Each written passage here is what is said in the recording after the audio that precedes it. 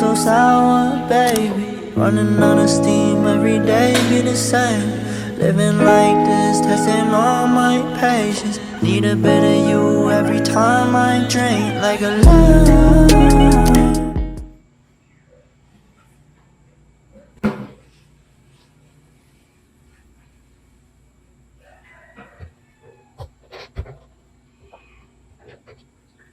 Yo, good morning. So, it's 7 a.m. and today is a shoot day for Milimalist. Mag-first anniversary na kasi ang aming baby business na Milimalist. So, ang title ng aming campaign is Milimalist Day. So, yung dulo niya, 1 SNT. So, basta, yun yung aming thank you campaign for that na umabot ang Milimalist sa 1 year is to have buy one take one or sale ng aming mga items. So today is shoot natin ang ating mga items, photo and video, and hopefully magawa natin siya ng maayos, DIY na shoot. Sana makapag-video tayo for try natin yung initially yung TikTok kasi personally ako wala kaming TikTok at hindi kami gumagamit at hindi ko kayang gamitin personally. Hindi ko kayang gamitin yung TikTok na app. So hopefully tayo makapag-shoot tayo ng maayos ngayon at samahan nyo kami kung paano kami mag-DIY ng shoot ng aming items for Milimalist Day. They all want something now. I don't got the time to go and fuck around. See my eyes got money bags, I don't rest. I might be a Nike fiend, I need my checks. Headed for the limelight, ain't just hype, it's not overnight. I take my advice, I'm gonna do this right. Feeling nice, what's the price? Yeah, do not live in twice. Yeah, my fam on my spine. So ito yung mga items. So one nito ay yung glass mug. Kuha tayo nito.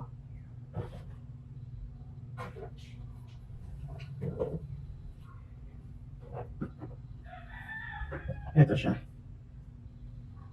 And then, kukuha tayo ng 1,200 ml na bamboo jar glass. Ayan. Ayan.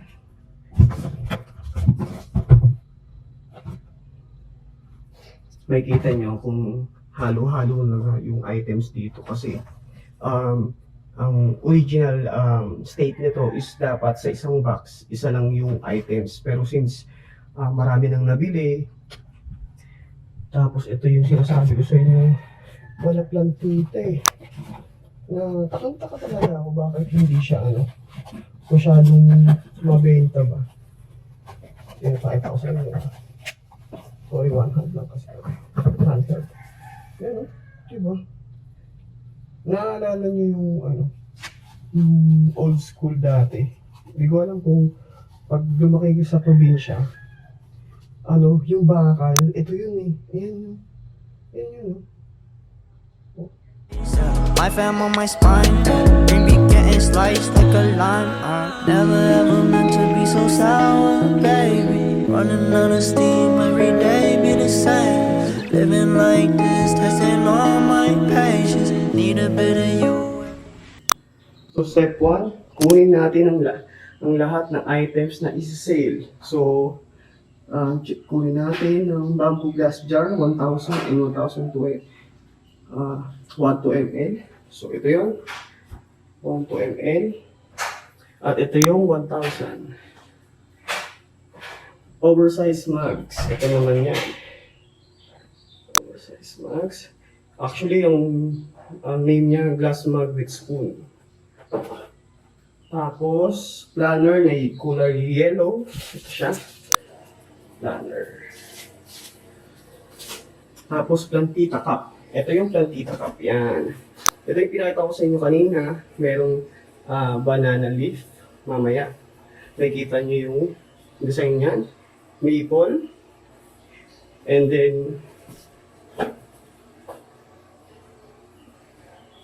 Yan, eucalyptus. And then spoon clipper. So nagbaba ako ng tatlo. So, kasi yung pang shoot natin, yung isa, di ba? Para at least yung pang buy one take one natin. Never been used. Actually, yung meron ata kami spare niyan, pag pinushoot din namin. Tapos, milk carton. Ito yun. Yan o. So, yan. So, okay na tayo sa items. At next natin dyan ay set up for shoot. At actually, tingnan natin kung paano natin i-shoot siya. Okay, so next step. So, once na okay na yung ating, nakasalansan na yung ating products for shoot, usually, dapat talaga pre-prod to nangyayari. So, bago pa lang mag-shoot, meron na kayong pegs for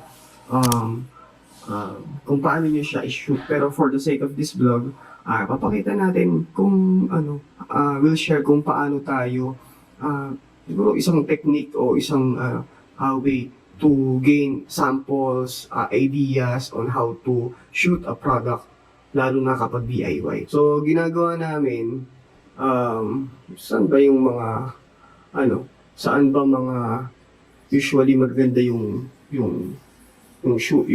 items. So, sa Instagram, so for example, so, since marami na rin nag-sale or nag-offer o nagbebenta ng mga milk carton, may marami na rin silang mga ideas kung paano nila shoot. Though ang gagawin, syempre ikaw di naman natin talagang gagaya-gayahin. Pero you get idea on how to do it. So habang nagbibihisis and ito ginawa na namin to before mga ganito. Pero iingat lang dito guys, lalo kapag sa sobrang tapang. So kunyari, ginawa ata namin, may isang sample kami na hindi namin nirelease. Parang lemon, kalamansi, basta lahat ng matatapang na citrus.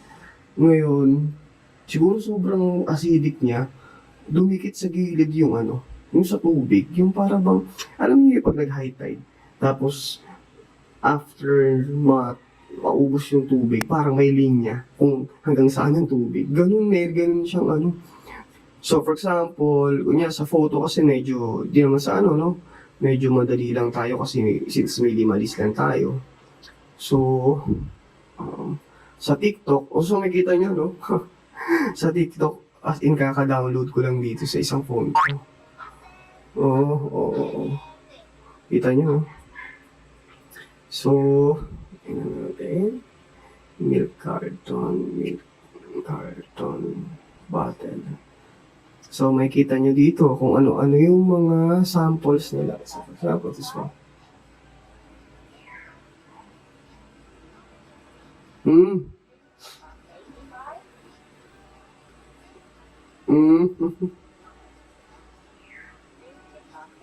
Pwede naman. So, for example, this one, kung makita nyo yung video, ang dami niya clip, no?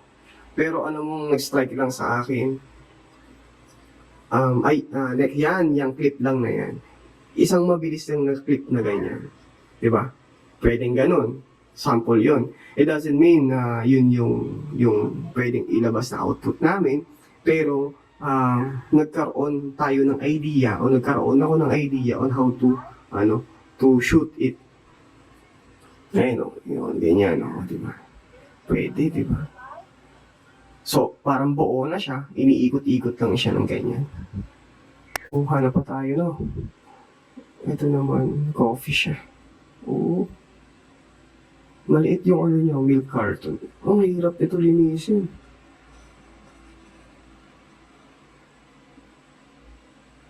Okay. So ito, very straightforward lang yung niya, no? At parang umaga niya din sinut yan kasi makita niyo may race of pa. Okay.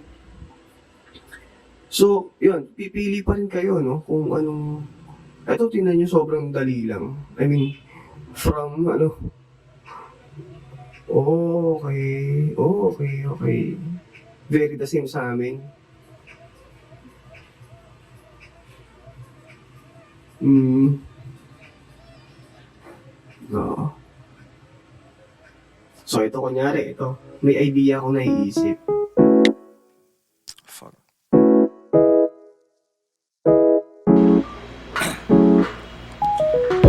Down, yeah.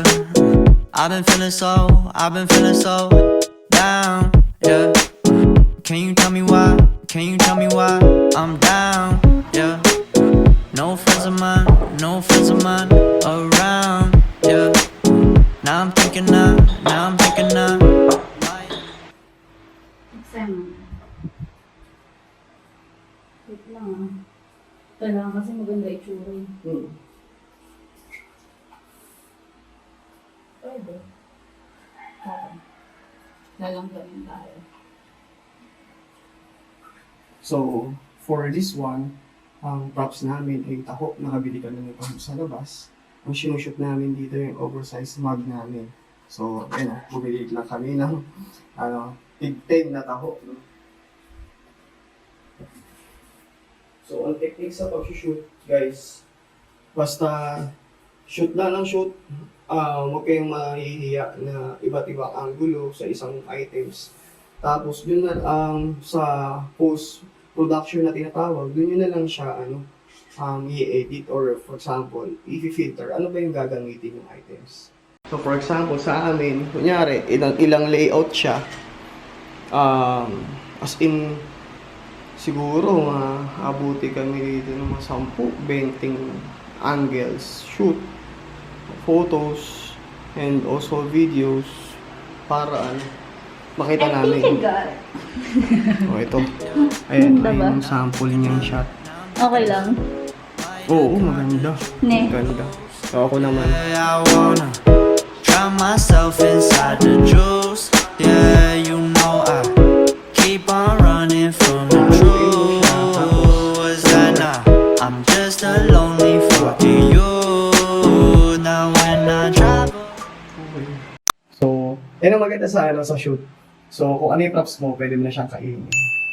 So, ngayon, habang breakfast kami, titingnan namin naman yung ibang peg naman for another shoot. So, gaya ng sabi ko kanina, may mga pegs na pwedeng idea, pero lahat na sa na gagayahin, gayang-gaya na 1, 2, 3, no? Kasi usually naman, kung iisang items nyo, usually kung paano yun siya nire-represent, kung paano siya ginagamit, yun naman yung pinapakita sa video. Nagkakatalo na lang sa mga creativity, kung anong gamit na items. For example, sa amin, ang ginamit namin ay taho, dahil yun ang available sa amin, di ba? So, yun lang. Next naman, next shoot tayo after this taho. So, yun yung 1,200 ml, tapos yung mas maliit, yung 1,000 ml. Usually, yung mga nilalagay dyan, yung mga snacks ng mga kids. Yan. So, in our case, yung snacks na Coco Crunch, tapos yung puff, yung para popcorn yan. So, usually, yan yung dyan madaming items, yung minimalist. So, another tip, syempre, kung may business kayo or pinibenta kayo, when you do photo shoot, also unconscious kasi sa atin, lalo sa mga hindi naman sanay sa mga creative shots o yung mga product shoot, is to buy yung mga props na tinatawag. So for example, yan, si Mary, puro props ang pinagbibigay niyan. Kamukha ng ganito, patungan, nakikita niyo yung mga laman niya, props din yan, tulad nito, props din yan, tulad nito. So mga unconscious, yan, sa mga mata natin, na akala natin basic lang. Pero usually, yan yung nagmamatter. Yan yung nagbibigay ng story, ng flavor sa bawat shoot natin.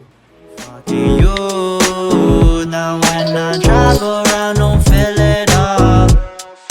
Why it's getting colder when the sun come out? Might just waste away, don't know what life about. Another day go by, don't know what got me down. Okay, last item kami.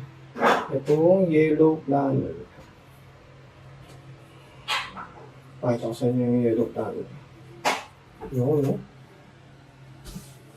So, ano siya, wala naman siyang date, kayo na maglalagay. And then, Monday to Friday, Monday to Sunday. Tapos may mga packet siya dito, mga lalagyan. No? Apat. Apat. O, apat. So, simple lang yung gagawin namin, no? So, pang video, okay. More on, parang, alam niyo yung sa dati, cut to cut. Open. Tanggalin yung strap. Open. Pakita nito. So, ang purpose kasi nun is para makita ano kasi yun eh, no? Para makita na safe ang planner na may strap, pinakita, and then papakita namin yung loob, which is yung weekly planner, and then papakita kasi namin na pinapakita kasi namin na meron siyang mga plastic bags for safety na pwedeng paglagyan ng, for example, cellphone, tulad ng ganyan.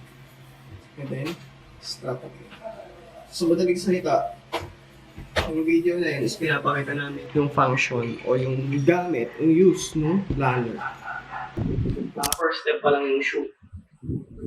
Actually, 30% pa lang yun. Tapos, filtering pa, tapos editing pa, tapos yun,